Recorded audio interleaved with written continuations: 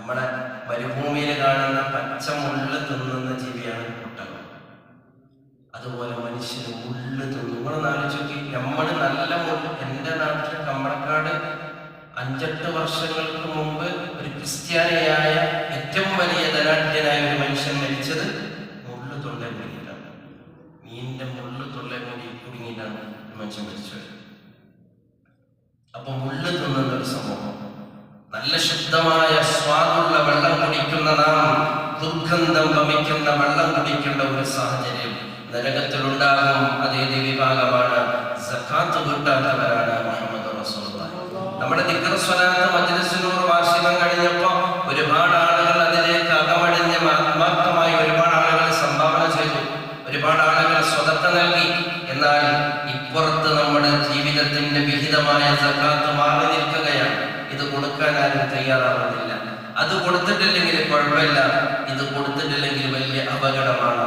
ഇത് കൊടുക്കാത്തവരാണ് എൻ്റെ അവസാന കാലത്ത് ഉമ്മത്തെന്ന മുഹമ്മദ് റസൂലുള്ളാഹി സ്വല്ലല്ലാഹു അലൈഹി വസല്ലം. സക്കാത്ത് നിർബന്ധമാണ്, അത് സുന്നത്താണ്.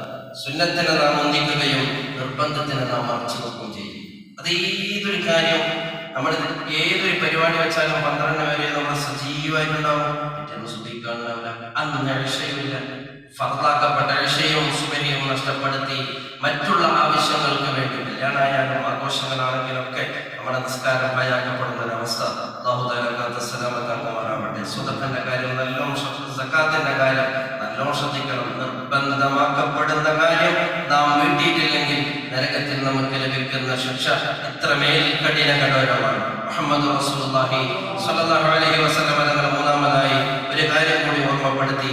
റസൂലുള്ള പോകുന്ന വഴിയെ സഞ്ചരിക്കുമ്പോൾ ഒരു മനുഷ്യൻ പൊന്തിക്കാൻ കഴിയാത്ത ഒരു വസ്തു എടുത്തിട്ട് ചുമലിൽ വെച്ചിട്ടുണ്ട്. ചുമലിലെടുത്ത് വെച്ചപ്പോ അവന്റെ ഊര കുനിയാൻ നിവരാനും കഴിയുന്നില്ല, തോളിൽ വെച്ച സാധനം താഴേക്ക് വെക്കാനും കഴിയുന്നില്ല. ഹബീബുനാ റസൂലുള്ളാഹി ജിബ്രീലിനോട് ചോദിച്ചു, ഏതാ ജിബ്രീലേ ആ മനുഷ്യൻ?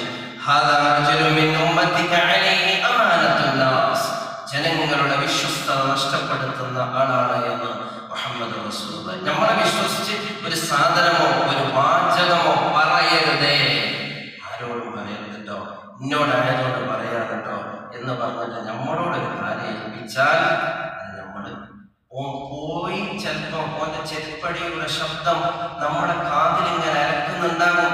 എപ്പോഴും നമ്മളിങ്ങോട്ട് മോനെ എന്ന് പറഞ്ഞ് നമ്മൾ ബാക്കി തുടർന്ന് പറയും.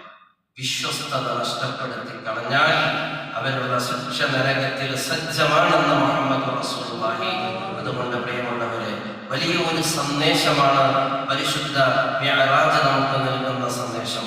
ആ സന്ദേശം ഉൾക്കൊണ്ട് ജീവിക്കാൻ റബ്ബ് തആല നമുക്ക് തൗഫീഖ് പ്രദാനം ചെയ്യുമാറാവട്ടെ. നമ്മുടെ പ്രവൃത്തിയും നമ്മുടെ പ്രവർത്തനങ്ങളും നമ്മുടെ ചിന്തയും നമ്മുടെ ബോധവും ഒക്കെ അല്ലാഹു തആല ഇഷ്ടപ്പെടുന്ന മാർഗത്തിൽ ചെലവഴിക്കാൻ റബ്ബ് തആല തൗഫീഖ് പ്രദാനം ചെയ്ത് അവസാനം മരിക്കുന്ന സമയത്ത് ലാ ഇലാഹ ഇല്ലല്ലാഹ് എന്ന സന്തോഷത്തോടെ ലിഖാ അല്ലാഹയിലേക്ക് മടങ്ങാൻ റബ്ബ് തആല തൗഫീഖ് പ്രദാനം ചെയ്യുമാറാവട്ടെ. പരിശുദ്ധ റജബിന്റെ 27 നോമ്പ് ഇൻഷാ അല്ലാഹ് അടുത്ത ശനിയാഴ്ചയാണ് വരിക. നോമ്പ് നോക്കൽ വളരെ സുന്നത്താണ്. 60 ദിവസത്തെ നോമ്പിനേക്കാൾ, 60 വർഷത്തെ നോമ്പിന്, മാസത്തെ നോമ്പിനേക്കാൾ പവിത്രമാണ്. അതുകൊണ്ട് നോമ്പെടുക്കാൻ ഇൻഷാ അല്ലാഹ് എല്ലാവർക്കും അല്ലാഹു തആല തൗഫീഖ് നൽകട്ടെ.